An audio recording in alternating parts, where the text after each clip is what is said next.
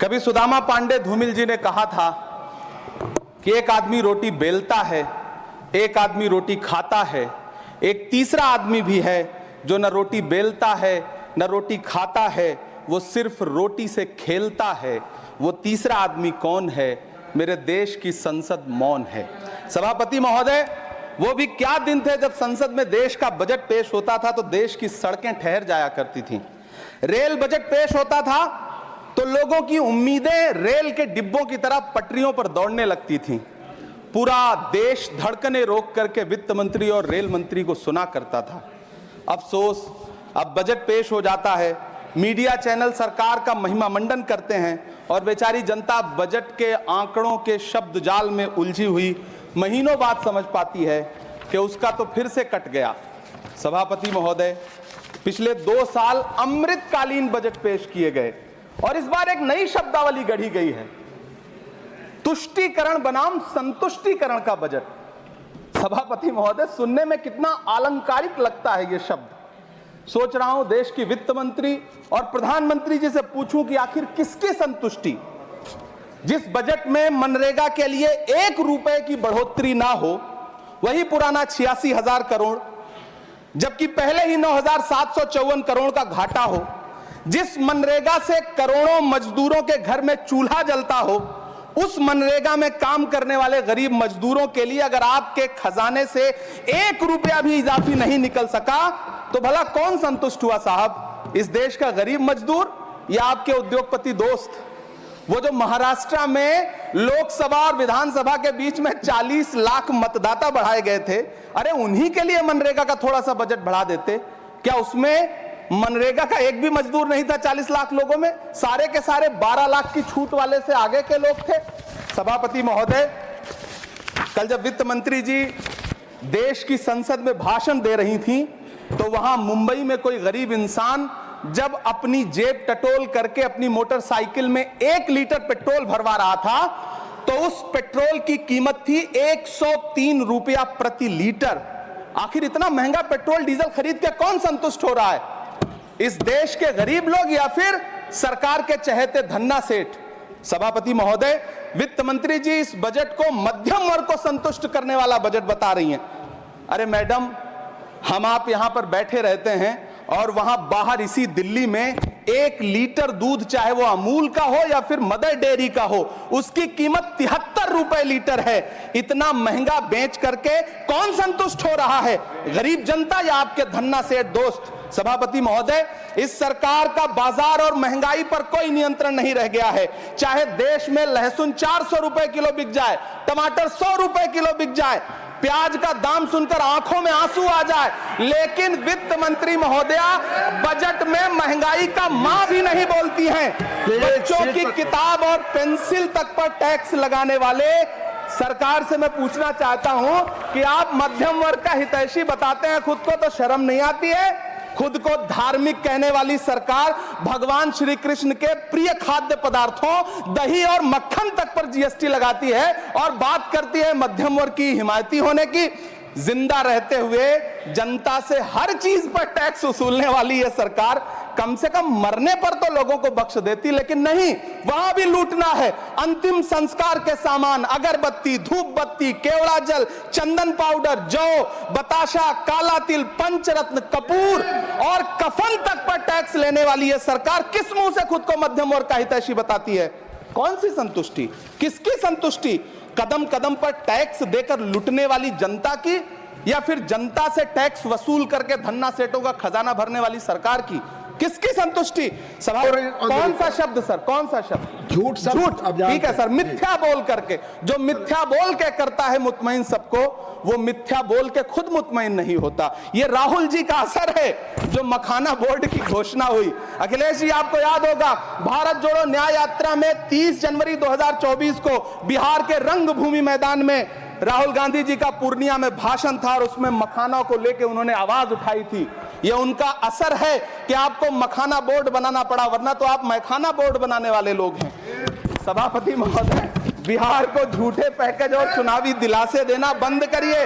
आज भी जब कोसी में बाढ़ आती है तो पूरा सीमांचल बर्बाद हो जाता है। मैंने उस तबाही को अपनी आंखों से देखा है। 2016-17 की बाढ़ में अपने इन्हीं हाथों से राहत सामग्री बांटी है मैंने। अगर सच में बिहार के लिए कुछ करना चाहते हैं तो बिहार को बाढ़ से बचाने का प्रबंध करिए। पूर्णिया एयरपोर्ट 10 साल से बाट जो रहा है, घोषणा 2014 में हुई, बन के आज तक तैयार नहीं हुआ। अलीगढ़ मुस्लिम विश्वविद्यालय का किशनगंज सेंटर बजट के अभाव में दम तोड़ता जा रहा है। मैंने पिछले बजट सत्र में भी आवाज उठाई थी। आज फिर वित्त मंत्री जी से अनुरोध करना चाहता हूं दामन फैला करके कि अलीगढ़ मुस्लिम विश्वविद्यालय का किशनगंज सेंटर बन जाने दीजिए। आखिर कौन सी नफरत है? यह मुल्क हमारा भी है, इस मुल्क की मिट्टी में हमारा भी खून पसीना शामिल है। हमसे इतनी भी क्या नफरत? रिश्तों की ये नाजुक डोरें तोड़ी थोड़ी जाती हैं, अपनी आंखें दुखती हो तो फोड़ी थोड़ी जाती हैं। मैं प्रधानमंत्री जी से कहना चाहता हूं कि आप ही ने 1 मार्च 2018 को किंग अब्दुल्ला को, जॉर्डन के किंग अब्दुल्ला को मेहमान बना करके इसी दिल्ली में एक कॉन्फ्रेंस में कहा था कि मैं मुसलमानों के एक हाथ में कंप्यूटर और दूसरे हाथ में कुरान देना चाहता हूं। कंप्यूटर देने की बात तो छोड़िए, पढ़ाई के लिए जो स्कॉलरशिप मिल रही थी उसको भी छीन लिया आपने। किसको संतुष्ट करने के लिए? वो जहर देता तो सबकी नजर में आ जाता, सो ये किया कि हमें वक्त पर दवाएं न दी।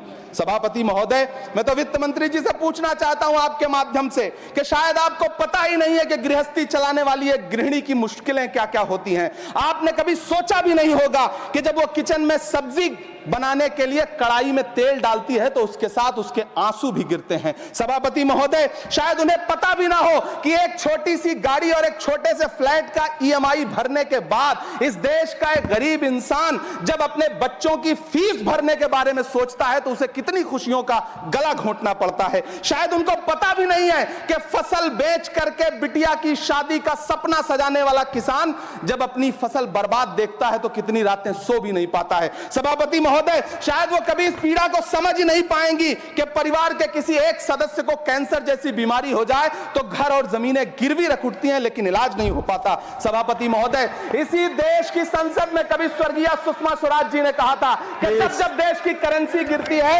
तब देश की प्रतिष्ठा गिरती है। एक तरफ कोलंबिया जैसा छोटा सा देश और उसके प्रधानमंत्री गुस्तावो पेत्रो खड़े हैं जो कोलंबिया के नागरिकों को हथकड़ी लगाकर लाने वाले जहाज को अमेरिका बैरंग वापस लौटा दे रहे हैं, और दूसरी तरफ हमारे प्रधानमंत्री जी खड़े हैं जो बेड़ी और हथकड़ी लगा करके लाए गए बेटों के अपमान पर एक शब्द नहीं बोल रहे। सभापति महोदय, मैं इतिहास के पन्ने पलट रहा हूं, मुझे 2 किरदार याद आ रहे हैं। एक तरफ निक्सन के 7वें बेड़े की धमकियों के सामने लोहे की तरह अडिग इंदिरा गांधी खड़ी हैं, तो दूसरी तरफ खुद ही नमस्ते ट्रंप का नारा लगाते हुए प्रधानमंत्री जी खड़े हैं। मेरे कानों में सुषमा स्वराज जी की आवाज गूंज रही है। बहुत कम बोलने वाले डॉक्टर मनमोहन सिंह ने बहुत ज्यादा बोलने वाले प्रधानमंत्री जी को जब देश की बागडोर सौंपी थी तो $1 58 रुपए का था, आज 85 से 87 के बीच में झूल रहा है। इन दिनों रुपए की अहमियत गिरती है तो न तो देश की प्रतिष्ठा गिरती है, ना प्रधानमंत्री की गरिमा। जिस देश में 80 करोड़ लोगों को 5 किलो राशन के लिए कतारों में लगना पड़ता हो, उस देश में यह सरकार 12 लाख तक के टैक्स न लेने के लिए अपनी पीठ थपथपा रही है। हुकूमत इस कदर आवाम पर एहसान करती है, ये आंखें छीनती है और चश्मे दान करती है। सभापति महोदय, महाराष्ट्र का भिवंडी हो, मालेगांव हो, इचल करंजी हो, यूपी का बनारस हो, मुआयमा हो, मुबारकपुर हो, रांची का छोटा नागपुर हो, बिहार का भागलपुर हो, हर जगह बुनकरों की उम्मीदें तोड़ रही हैं, लेकिन इस सरकार के पास उनके लिए कुछ भी नहीं है। मुरादाबाद का पीतल उद्योग, कानपुर का चमड़ा उद्योग, सहारनपुर का लकड़ी उद्योग, फिरोजाबाद का चूड़ी उद्योग, अलीगढ़ का ताला उद्योग, सब सरकारी प्लानिंग से तबाह हो रहे हैं। इन तमाम के बीच सरकारी सपोर्ट से बस एक उद्योग फल फूल रहा है, नोएडा का नफरत उद्योग। सभापति महोदय, जिस देश में 40 से 45% मेडिकल फैकल्टी की सीट खाली हो, वहां बजट में 75,000 नए मेडिकल सीट्स का ऐलान हो रहा है। सरकार बहादुर, कम से कम इस देश के पढ़े लिखे युवाओं को तो मूर्ख समझना बंद करिए। वो अब तिजारती पहलू निकाल लेता है। पहले 7500 मेडिकल सीट्स बाद में बनाइएगा, पहले जो एम्स में 2161 पद खाली पड़े हैं उनको तो भर दीजिए। वो अब तिजारती पहलू निकाल लेता है, मैं कुछ कहूं तो तराजू निकाल लेता है, मैं इसलिए भी तेरे फन की कद्र करता हूं तो झूठ बोल के आंसू निकाल लेता है। सभापति महोदय फिर झूठ आया है, मैं उसे मिथ्या कर दे रहा हूं, शायरी में बार बार आ जाता है, क्या करूं महोदय। काश ये बजट, सभापति महोदय वो एक शब्द मैं मिथ्या कर दे रहा हूं सर, वो एक शब्द को हटा दीजिए, ध्यान रखें ऐसे जो भी शब्द होंगे आपके भाषण। सभापति महोदय काश ये बजट बीपीएससी के पेपर लीक की शिकायत करने वाले नौजवानों पर बरसती हुई पुलिस के लाठियों पे, जख्मों पर मरहम लगा पाता। सभापति महोदय पिछले 80 दिन से 70 साल का एक बुजुर्ग एमएसपी की लीगल गारंटी मांगता हुआ आमरण अनशन पे बैठा हुआ है। काश ये बजट किसान नेता जगजीत डल्लेवाल की टूटती हुई सांसों की पीड़ा सुन पाता। काश ये बजट प्रतियोगी परीक्षाओं की तैयारी के लिए दिल्ली, कोटा, पटना, अहमदाबाद जैसे शहरों में, इलाहाबाद जैसे शहरों में किताबों के साथ गल रहे युवाओं के सपनों को जिंदगी दे पाता। काश ये बजट वंदे भारत के सुनहरे विजुअल के बजाय देश की गरीब जनता को कुछ और पैसेंजर ट्रेनें दे पाता। काश ये बजट सीनियर सिटीजन को ट्रेन टिकटों में मिलने वाली रियायतें वापस लौटा पाता जिनको सरकार ने कोविड के नाम पे छीन लिया था। काश ये बजट किसानों की राह में कीले नहीं बल्कि कालीन बिछाने वाला बन पाता। काश ये बजट सरकारी मालिकों को यह समझा पाता कि नेहरू को कोसने से अर्थव्यवस्था नहीं सुधरेगी, उसके लिए डॉक्टर मनमोहन सिंह साहब की अर्थ नीति अपनानी पड़ेगी। पिछले 11 साल से नेहरू जी को कोस रहे हैं, आखिर कब तक कोसिएगा? थोड़ा पंडित नेहरू जी के बारे में पढ़िए, तब पता चले कि पंडित नेहरू की शख्सियत का नाम है। दुनिया का पहला ऐसा राजनेता जिसने अपनी जिंदगी की आजादी के लिए, देश की आजादी के लिए 3259 दिन अंग्रेजों की जेल में बिताए। पंडित नेहरू एक ऐसे महान शख्स जिनके पिता पंडित मोतीलाल नेहरू, जिनकी बहन विजय लक्ष्मी पंडित, जिनके बहनोई पंडित रंजीत सीताराम, जिनकी बेटी इंदिरा गांधी, जिनके दामाद फिरोज गांधी, सब ने अंग्रेजों से लड़ते हुए स्वतंत्रता आंदोलन में जेल काटी। आप किस मुंह से उनकी लकीर छोटी करने की बात करते हैं? नहीं कर पाइएगा, 7 जन्मों में नहीं कर पाइएगा, क्योंकि जिस्म की मौत कोई मौत नहीं होती है। जिस्म मिट जाने से इंसान नहीं मर जाते, धड़कने रुकने से अरमान नहीं मर जाते, सांसें थम जाने से ऐलान नहीं मर जाते। जिस्म की मौत कोई मौत नहीं होती है। सभापति महोदय, मैं आपके सामने खड़ा होकर के एक बहुत छोटी सी कहानी सुनाना चाहता हूं कि महान बादशाह सिकंदर ने जब यूनान फतेह किया तो जीत का जश्न मनाने के लिए शहर की सड़कों पर निकला। तो उसने देखा कि पूरा शहर तो जश्न मना रहा है, एक फकीर सड़क के किनारे चादर तान के सो रहा है। सिकंदर को गुस्सा आया, घोड़े से उतरा, उस फकीर के पास गया और उसे सोता देख करके उसे जोर की एक लात मारी और लात मार के कहा कि क्यों रे फकीर, मैंने यूनान फतेह कर लिया, लोग जश्न मना रहे हैं और तू सो रहा है। उस फकीर ने उन्नीदी आंखों से सिकंदर को देखा और देख करके कहा कि शहर जीतना बादशाहों का काम है, लेकिन लात मारना तो गधे का काम है। सभापति महोदय, गरीब जनता को लात मारना बंद करिए। यह अमीरों के लिए बनाया गया बजट है, यह निराशाजनक बजट है। हम अमृतकाल सुनते आ रहे थे, यह अमृतकाल इतनी जल्दी समाप्त हो गया कि अब अमृतकाल का कोई नाम तक नहीं लेना। बजट सत्र के पहले चरण के आखिरी दिन का पूरा संसद जो ये कह सकते हैं कि इमरान प्रतापगढ़ी के नाम रहा। धूमिल की रचनाओं के साथ उन्होंने संसद के अंदर अपना उद्बोधन शुरू किया तो हर किसी की निगाहें इमरान प्रतापगढ़ी की तरफ टिकी हुई थी। पहले तो उन्होंने सरकार को ज़बरदस्त तरीके से निशाना बनाया, उसके बाद कुछ रचनाओं को जब उन्होंने पढ़ा तो सब कोई टकटकी लगा करके जो है इमरान प्रतापगढ़ी की ओर देख रहा था। इतना धुआंधार भाषण पिछले दिनों आए बजट को लेकर के इमरान प्रतापगढ़ी ने दिया कि सोशल मीडिया पे ज़बरदस्त तरीके से वो उनका भाषण जो है वायरल हो रहा है।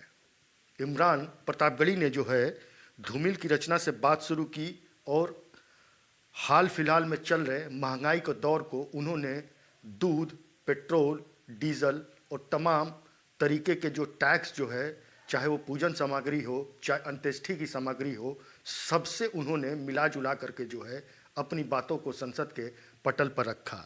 वहीं उन्होंने यहाँ तक कहा कि जिस तरीके से सरकार 2014 के पहले थी, उस समय डॉलर की कीमत क्या थी और आज वर्तमान में जो है डॉलर की कीमत क्या है।